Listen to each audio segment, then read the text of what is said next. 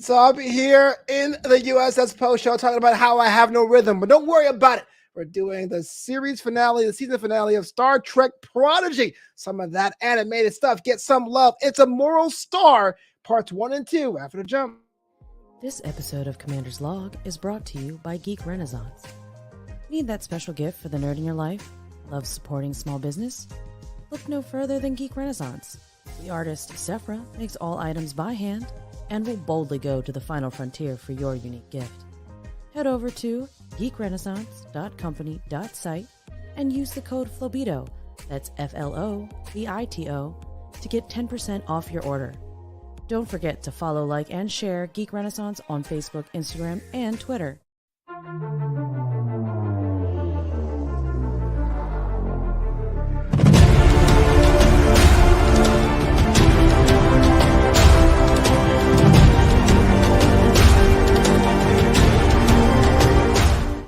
Oh, look alive, Captain, on the bridge. What's going on, sir? Everybody, how you doing, baby? Oh, man, another week. We made it. Mr. Boyce, what an exciting week you programmed. Oh my gosh. I went through such a journey with Star Trek Prodigy. Stop. And I wouldn't have gone through it if you hadn't forced me with a phaser to my head. Wait, you can't start saying thank you and be all nice. Be like, well, you forced me against my will to consume this content. Now I feel bad.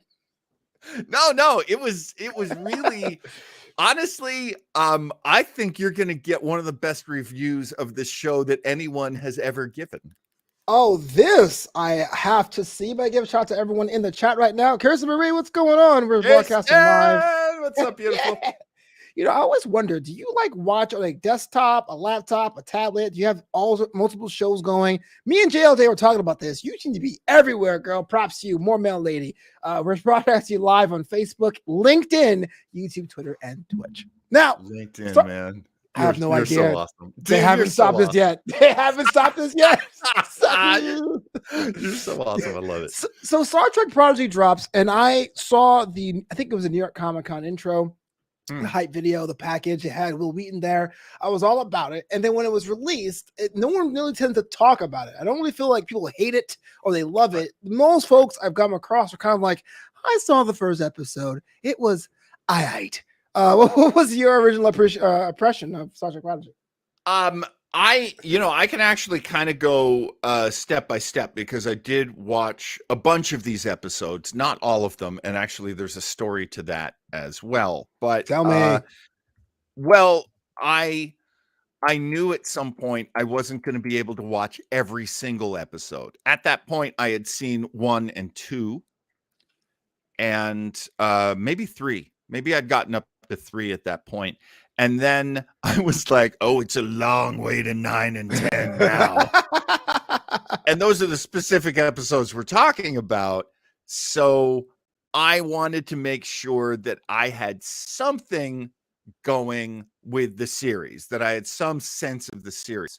So I went and I found this guy who he's got like 7,000 views on his first episode and where he breaks down episode 1, and then he breaks down all the episodes of the season.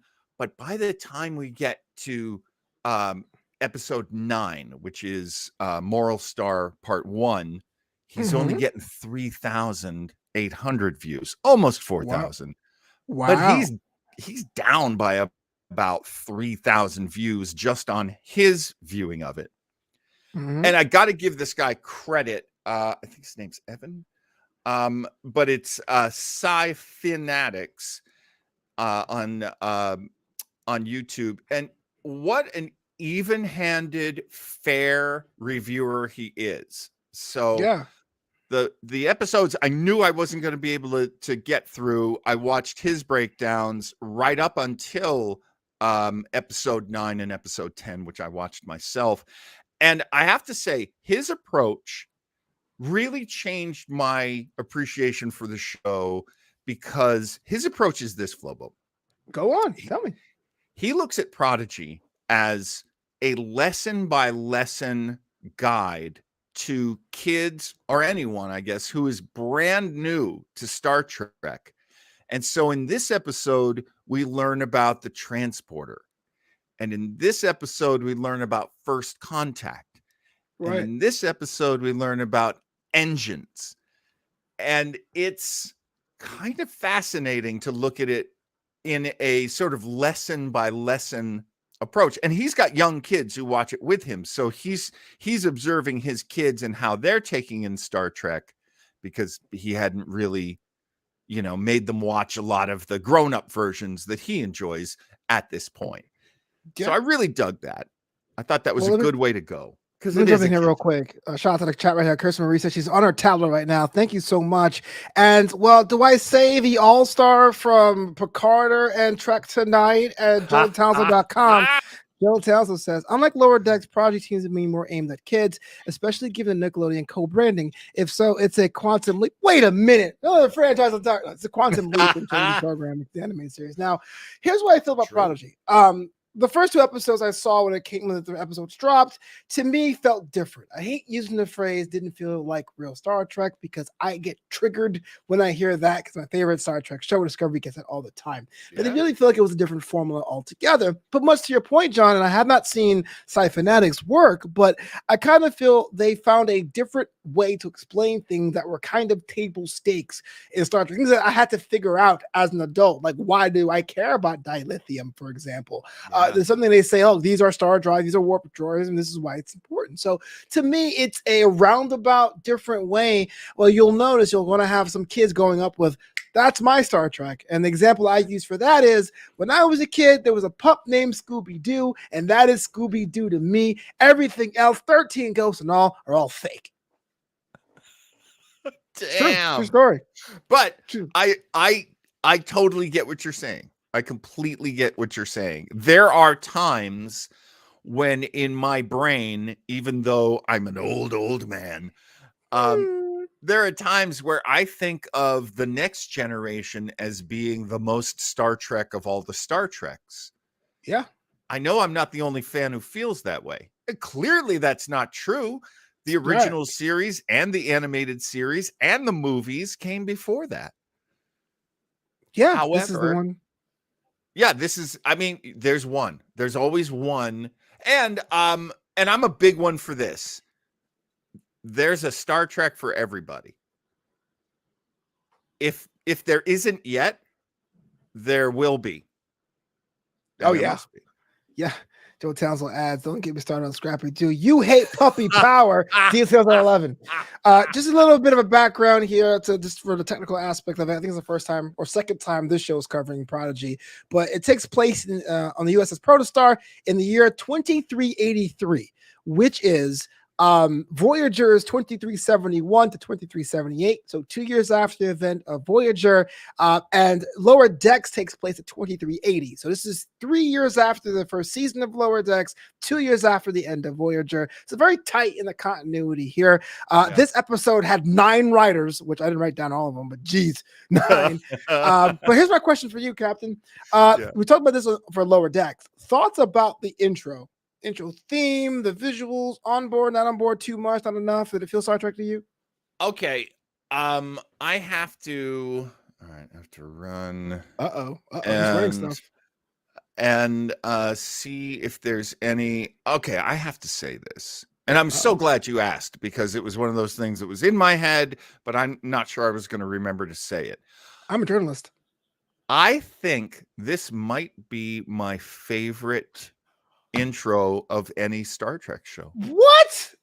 How dare you? I think so. You can't say that and mean that, right, Captain? The music is absolutely gorgeous. It is done by a real orchestra. And I can't find the name, so I'll have to do a little digging for that. The visuals, I'm one of those people who's like, I'll complain all day about Star Trek Voyager. But if you ask me, that opening sequence to the show is gorgeous. Beautiful. I've always loved it. The music composed by Michael Giacchino has a lot of credits on there. Now, I don't like the music here at all. And I'll tell you Really? why. I tell you why. Because you're going to totally shake my head and go, "That's on brand." But Okay. the score throughout the incidentals and scenes are perfect. But the actual theme song, to me, sounds like a total homage. Rip off. The theme song to Green Lantern's First Flight by JT Kroll. So I heard that. I was like, wait a minute. Oh man. So you can't be coming in Green Lantern's house and taking up his beats. I can't rock with that. Oh man. I ain't feeling that. You know? See, now this is crazy. This is crazy to me because you straddle two worlds that are constantly at war with each other. And that Yeah. is Paramount, which is Trek, and Warner Brothers, which is DC Comics. Mm-hmm. Fighting it out. There's no crossover there. There's no Okay. gentle sharing going across there. I didn't read part 2, but the first crossover between TOS and Green Lantern, I was like, man, they are really jobbing out the Green Lantern Corps. My guy's supposed to go over.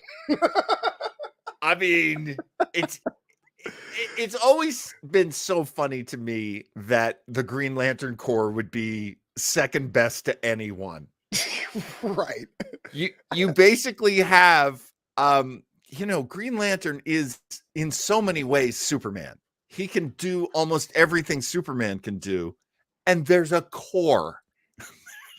there's potentially, I don't know where the numbers are right now, but there were hundreds, I think thousands. Yeah, thousands. Thousands of Green Lanterns. So thousands of Supermans. And Probably. hey, argue with me all day, folks in the chat, people watching. Argue with me all day that Green Lantern is not Superman. Fine. He's not exactly, but is he invulnerable? Yes. Is he super strong? Yes. Can he travel through space? Yes. Can he travel super fast? Yes. Look, come on. He can do almost everything Superman can do. Come on.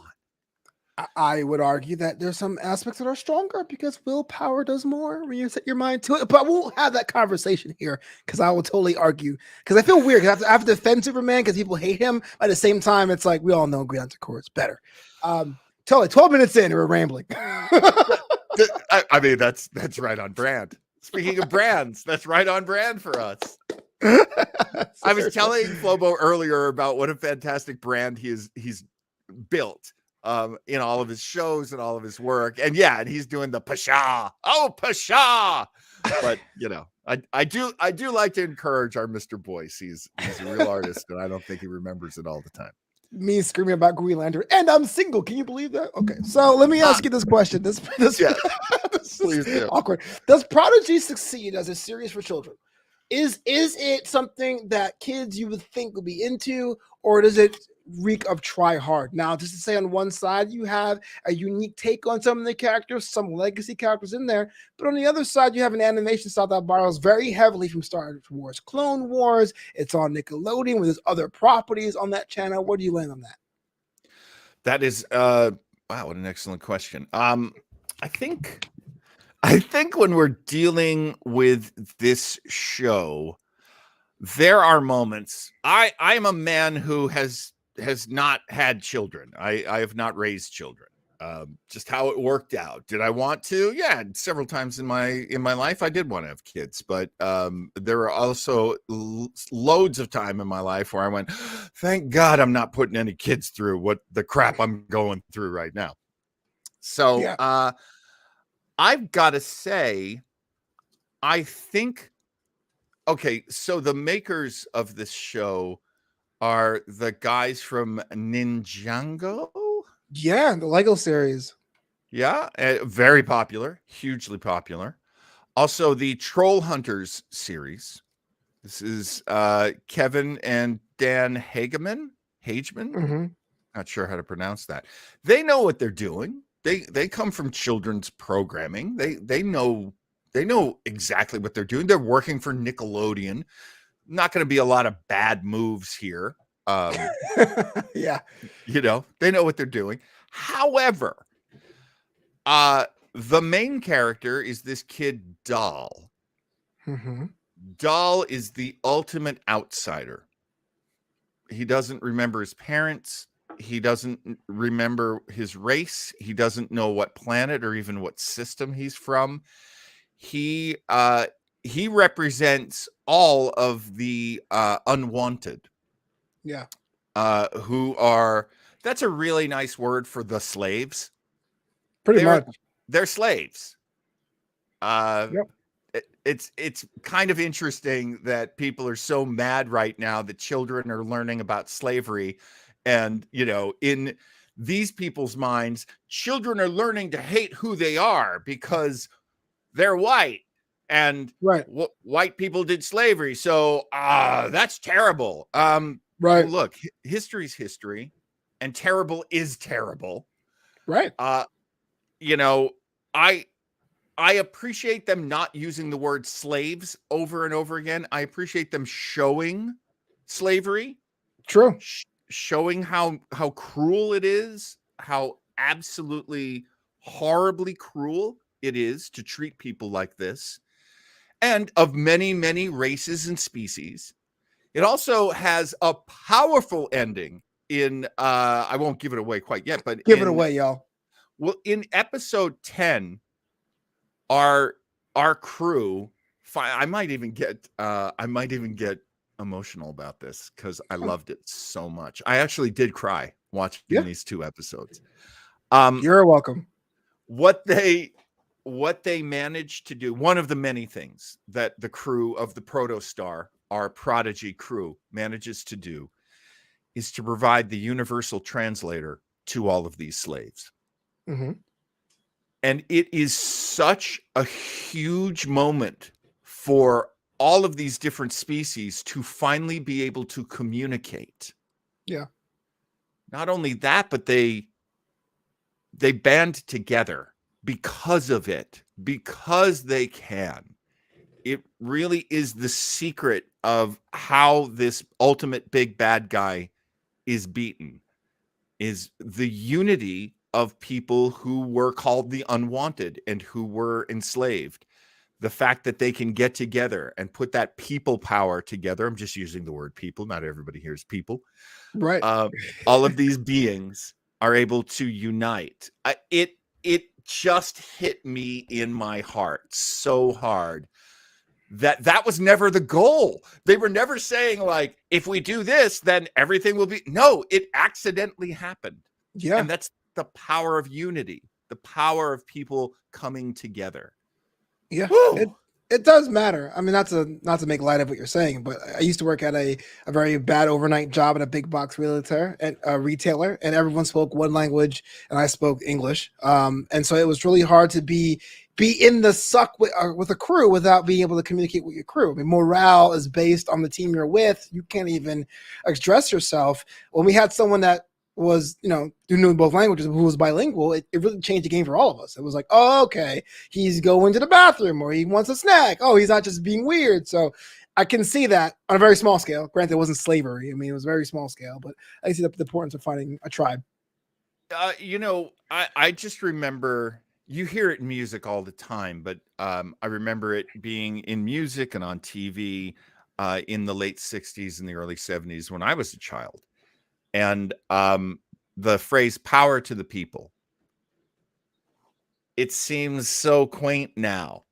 Mm-hmm. But really, customs, politics, leadership, religion, these things all had so much power over how things were done up to the 60s. Yeah.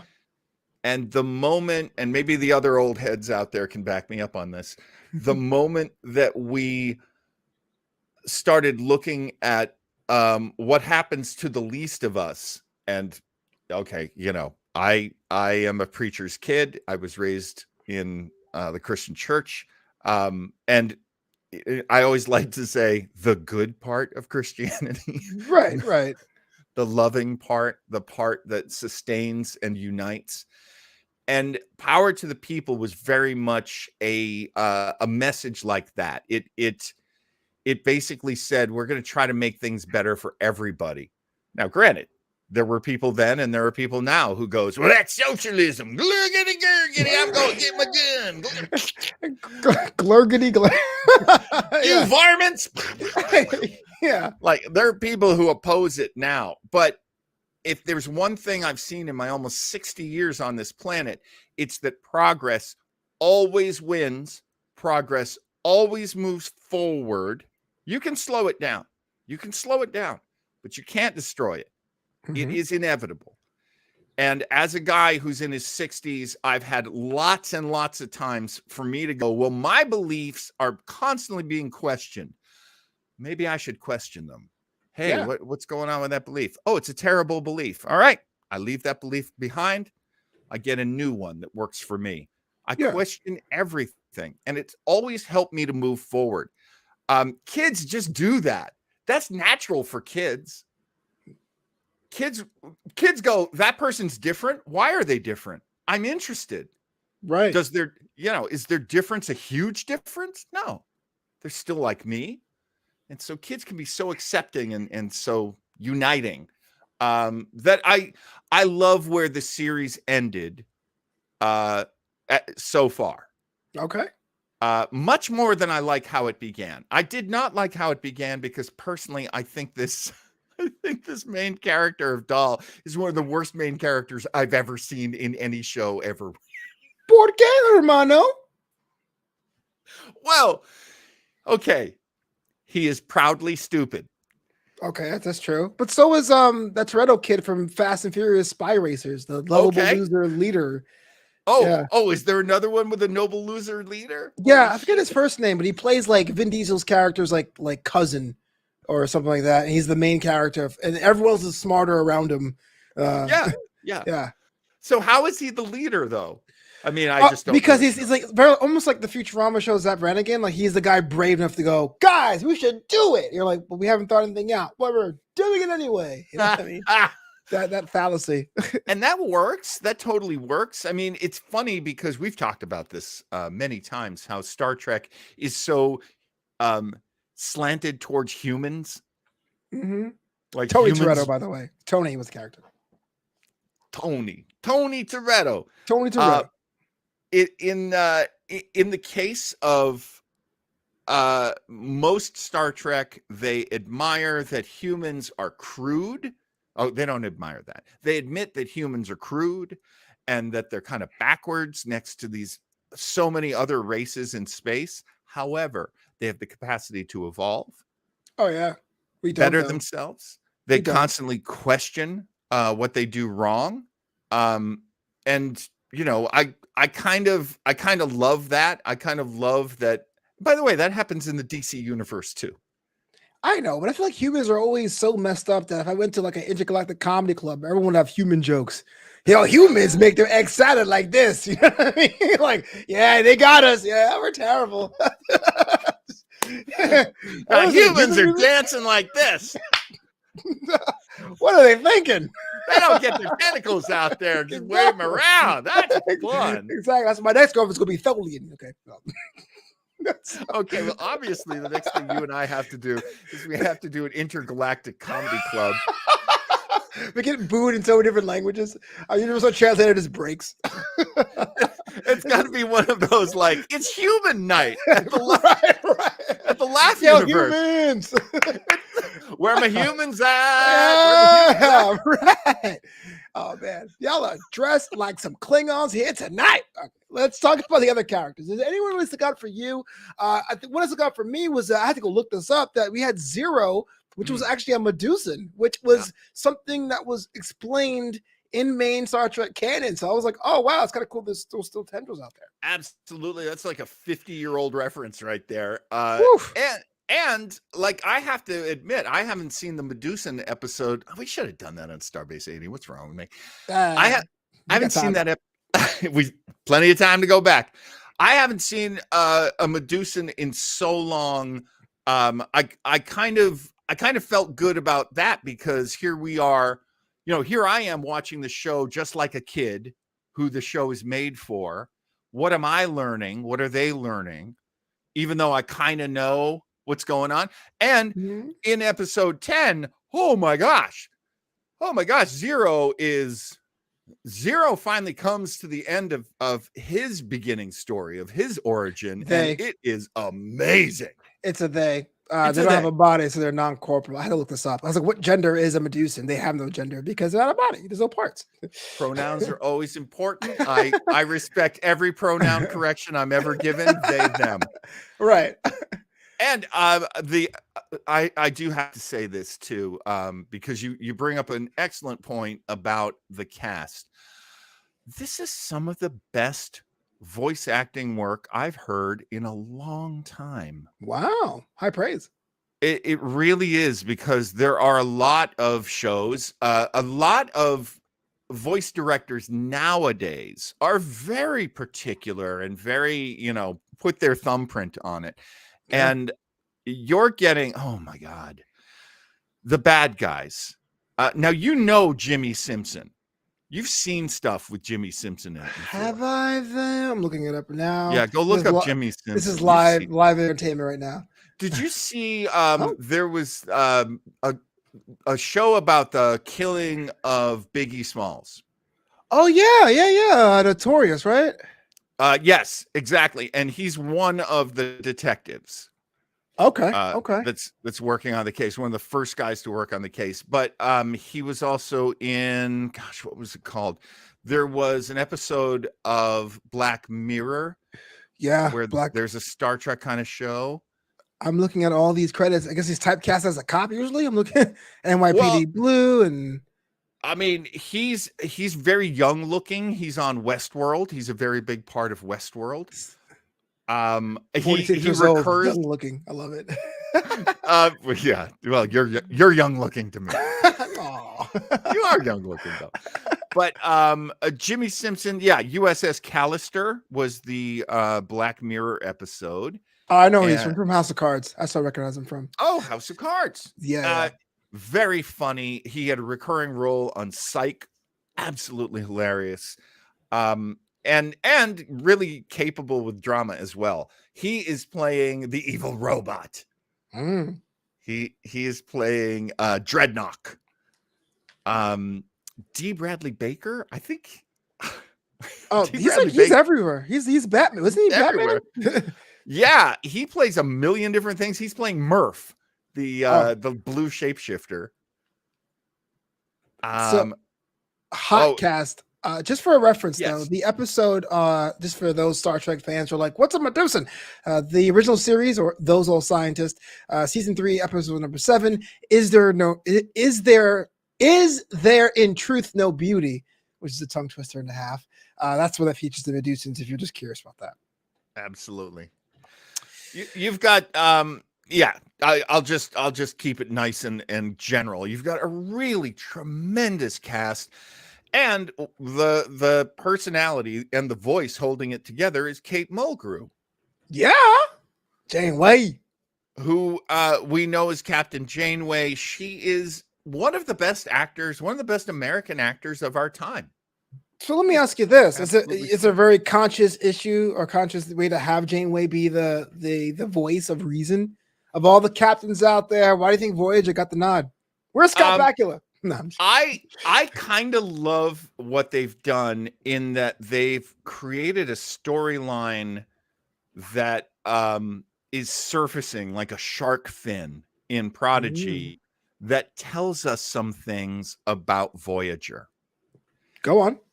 I think of Voyager, and I know this is not a universally shared impression of Voyager, but I feel like in production it comes out, which is Voyager is the bastard child.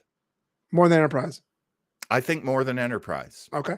And every show that came after Next Generation, of course, Next Generation is included too, was treated at some point like you're a copy of a copy. You're not very good. You're disappointing. You don't give us what we want. Fans go away. Fans don't discuss the show as much. It does not get the majority of fans behind it. Eventually, Next Generation became the flagship. Eventually, Deep Space Nine became the respected series that it is now. Honestly, it's Voyager's turn. Yeah. And as you said, Enterprise is going to get a turn at some point too. I think, because it really was a fine show in so many ways. It just wasn't the right show at the right time. Got to give a shout out there to Lars Newt. Also, Joe Townsend, who says, can you imagine if Kirk was made the hologram? Those poor kids would be scared. You know what? If it was Kirk in the motion picture, I would hate that. I'm like, hey, yeah, me and old hologram. Don't take everyone's jobs. Okay. I mean, the thing is that Dahl, I guess, is the opposite Kirk. Yeah. You know, he's not brave. He does not have moral fiber. He does not have leadership skills. He's not good at reading situations. I mean, things that were great about Kirk are things that we lack in this kid. And frankly, because there's another kid, Gwyn, the daughter of the big bad villain, the Diviner, Gwyn is super smart. She is super capable. She becomes the number one. Early in the show, I'm like, what? Yeah. How? What? Yeah. By the time we get to episodes 9 and 10, which of course we're here to discuss, I think you're absolutely right about Dahl being the right guy. He is the daring, cowboy, the space cowboy. Yeah. He's a little more like Kirk. Yeah, we're seeing that more. This is a step back about modern or postmodern animation in general, especially at the kids level. We're seeing more of the dynamic where visually the male character is still up front in the poster, but now the female sidekick is the one that's like the chief of operations, and so that kind of plays into that as well. That's a whole thing piece for another time. But much like Kirk, or the opposite of Kirk, Dahl has his own dilemma in episode 9. It actually referenced Kobayashi Maru, which is another deep cut if you're a kid. Talk about that dynamic. Either or, dang if you do, dang if you don't. Yeah. Well, it's very funny to be a fan and watch this series, because at some point he discovers the hologram. And so now all the youngsters watching Prodigy get to see what the hologram's all about. Yeah. And it's really funny that of all of the programs that are in there, and all the programs are in there, including the Jane Austen programs of Captain Janeway are in there, but also the Kobayashi Maru. And he chooses that. Yeah. And he chooses his crew. So he gets, Odo, Dr. Crusher, Mr. Spock, kind of, who can't love this kind of fan service, especially being introduced to kids. I love that. I want kids to know who Spock is. Crusher, I don't care. But dang. But Odo, shut up, Wesley's mother. Yeah, I don't hate Beverly Crusher, but honestly, we've had better doctors. Yeah, I mean, it's the whole will they, won't they? It was like, you're not going to they. Stop. You're not. What are we doing? I love my role. She had an affair with a ghost. Great. I love. Oh yeah, what the hell was up with? Okay, you know what? That is an issue for Starbase 80, part of the Weber Internet Thingy Network, where I go absolutely nuts with things like that. We gotta start do with salamanders and Voyager. After dark. Trek After Dark. Who got crazy with a ghost? Dr. Crusher. Fully functional. Yeah, I mean, I love that he basically got his education through the episodes. I wish I hadn't been there for it. Those aren't stories I was hungry to see. Oh yeah. But I don't watch a lot of these shows. I didn't watch Star Wars Rebels. I didn't I saw a bit of Clone Wars. I'm not really into the kid sci-fi genre as much, I go back into this because, one, I'm going to say how old I am, and two, it's a cut no one gets. But towards the late period of the original Jim Henson Company, they had a show called Brats of the Lost Nebula from the original Fraggle Rock team. Wow. And the story was these were Muppets, right? Because Muppets are marionette puppets. So they had the little stick hand. They were all orphans that hijacked a ship. And the ship was going through space. So I held off on Prodigy for a long time. I go, this is just Brats of Lost Nebula with some Janeway thrown in. And to be fair, it kind of was. Yeah. But let's talk about how the season ends. There's actually a Janeway, and she's around. She's a vice admiral now, and she's on a mission, and she's located the protostar. Now, let me ask you this. Did the show make the right call by having the actual Janeway, it seems, on the show? Would you rather have it just be like the hologram situation? I see this conversation in Star Trek fan groups of what would have happened if they kept going with the with Voyager. Would it have finally be recognized as a great show? Would people finally, would it take a much higher place in the canon? And as always, and you see this conversation had about any show, plenty of times about Enterprise, but specifically Voyager, because by the time Voyager got to its last episodes, the audience was really small. Yeah. Not as many people seeking out Voyager as they are seeking out the others. I honestly think it was a bold move, and I think it was a great move to go, there's still more to the Voyager story. Just like Picard, there's still more to the story of Jean-Luc Picard. There's still more to the story of Captain Chakotay. He was never a captain while we were, he was at the very beginning a captain of his own ship, but he lost. Well, that doesn't count because that pilot was basically thrown out the window. Let's be real. We have a show? No, we don't. Okay. The new show is Chakotay as his boyfriend. Our boyfriend. But exactly. And Chakotay was at one point a very honored captain. He was a very well-respected captain. He joined the Maquis. And what do I always say about the Maquis? The Maquis were never wrong. Oh. Say what you will about the Maquis, they were always right. They always said the Cardassians were backstabbers. They always said the Cardassians should never be trusted. And frankly, Gul Dukat becomes the evil pope of the Cardassians. Look at you supporting fear-mongering. Terrible. Awful. I thought you were in Starfleet, Captain. Never trust a Cardassian. Never. And of course, that's wrong. Right. Plenty of good Cardassians later, but much later. What we have in this is we've got a sub story that us grown-up fans can go, yeah, what did happen after they got back on Voyager? Where did Chakotay, was Chakotay embraced once again by the Federation? I guess he was. He was a captain, and they gave him the Protostar. The Protostar's an amazing ship, of course. I mean, if you just love the vehicle porn of Star Trek, it's like one of the best ships ever. They give it to you. Yes, I love the Protostar. But here's my follow-up question, though. Let me jump in here real quick. The problem I had with Discovery was that the first season of Discovery was his own thing, and then by season 2, they tried to keep adding the eventual Strange New Worlds mainline stuff that became this crazy beast. Is that a problem you see happening there, or you think that this team is different? They'll find a way to make it all work because the characters that we have now are pretty loosey-goosey. They're going to really have to push this storyline that they set up at the end of this first season of Prodigy. And that is that Gwyn and her father, the diviner, they had their reasons for hating the Federation. The Federation pretty much was a big part. After first contact with the Federation, there was a civil war on their home planet, and it went downhill from there. And it's all destroyed. Yeah. And so I'm giving away a lot here. Give it all away. The diviner goes back in time with his daughter, and now they're trying to keep first contact from ever happening to their planet. That's a noble thing. Save your planet. However, they're willing to destroy everything to do that because they think they are the slavers of the universe and they get to enslave everybody. I mean, boy, was their face going to be red when they found out that wasn't the case. Whew.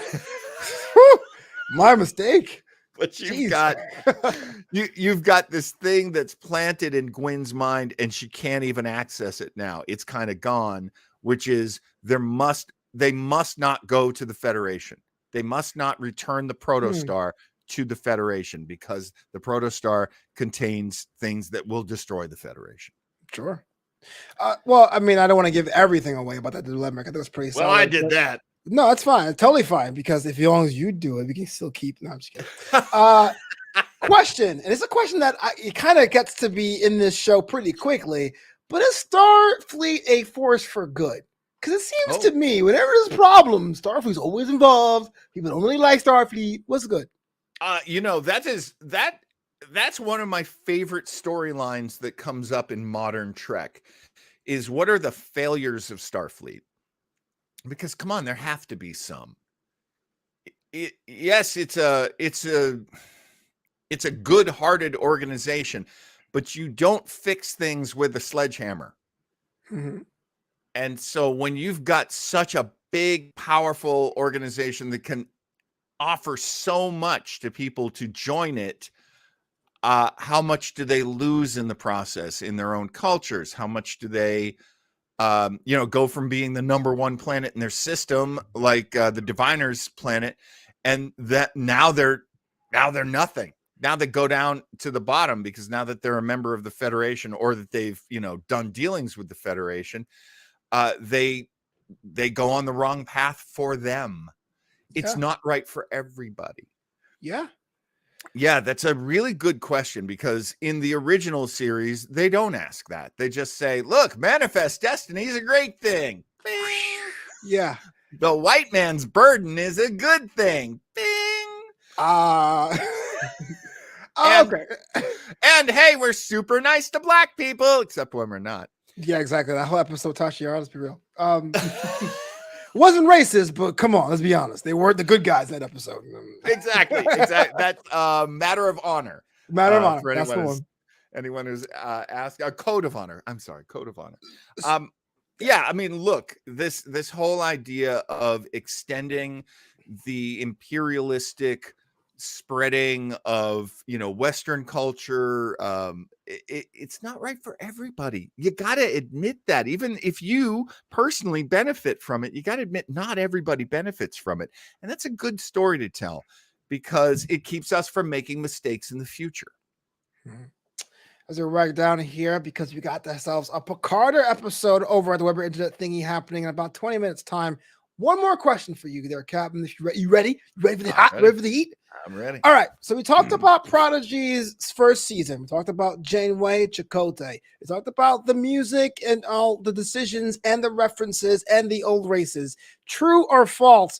Star Trek Prodigy is true Star Trek. True or false? Wow, that's a tough one. That's a tough one because what makes something true Star Trek to me is the presence of Starfleet in that idealistic sense of, well, these are replicators. You don't have to pay. Yeah. This is provided for you. This is one of the many things we provide, shelter and clothing and cleanliness and fresh water and fresh food. We provide these things to you. So in that sense, it's Star Trek. Honestly, my advice to people is this: watch the first 2 episodes and watch the last 2 episodes. Wow. And maybe if you feel like going back, you can watch the in between because there's good stories in between. But I have to say, it becomes Star Trek. It does not start out that way. And I did not like that. Interesting. I'm with you. I think that having the first episode be a heist seems pretty like I don't want to be on board here. But by the time episode 9 comes around and they have the makeshift uniforms and they're saying go fast instead of let's fly, it's like, oh, all right. I guess it's kind of a crew, a ragtag crew, unsanctioned crew. I mean, ragtag crews are, Picard has been running on ragtag crews for 2 seasons now. And actually that show gets better and better. So debatable. That is debatable as heck. That's it's different. It's going. I mean, look, jazz is still music. It may not be written down. It's still, improvisational and magic and in the moment. And there are moments where the variations of Trek do feel like jazz to me. Although Avery Brooks always said Deep Space Nine was jazz. And he should know. But I think the greatest moments happen in episodes 9 and 10. And that's rough. That is freaking rough to go through 8 episodes of agreed I don't know, man. Is this gonna get good? But there is that moment, I think it's in episode 9, where hologram Janeway says, you made the tough call, Del. They have to go back to the planet where they were slaves, or else all the other slaves are going to get murdered. Very Starfleet. And that's exactly what hologram Janeway says. Like, if I ever doubted you were Starfleet, I know you're Starfleet now, because you're willing to lose everything to save people. Mm-hmm. And that's what we want to know about Starfleet. And that is in there. And that's why this 59-year-old man was sitting on his couch crying, watching a cartoon, because that is exactly what Starfleet is. You go up, you march through hell for a heavenly cause. You don't get a day over 45, but that's true. That does it for us, man. If a Commander's Log, next week we have even more animated content as we get ourselves ramped up for Strange New Worlds. We're happening right here on this channel. I can't wait. But Captain, if I want to connect with you or see Picard, how do I go about doing that? You can go over to the Facebook page of Weber Internet Thingy, or you can go to the YouTube channel Weber Internet Thingy, and we are going out 5 p.m. So 5 p.m. our time, 8 p.m. on the East Coast. Be sure to join me and the Trek boys, as we, not the Pep boys, the Trek boys. That's what we're going with right now. Got it. Like Manny, Mo, and Jack. It's like exactly John, Leo, and Chris / Griffin. That's how it is. And Joe, because we Joe, got Joe Townsend as well. Joe signs the big deals, man. He only does top tier content, so it's hottest damn talent in the business right now. Absolutely. Well, that's Joe Townsend. Buy stock in Joe Townsend. Forget Bitcoin. Buy Townsend coin. Yeah, I'm on the street. I have no one to blame about Joe and myself.